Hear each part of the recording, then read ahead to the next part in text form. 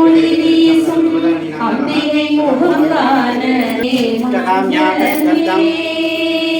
ஓம் என்றுமே மங்களமே.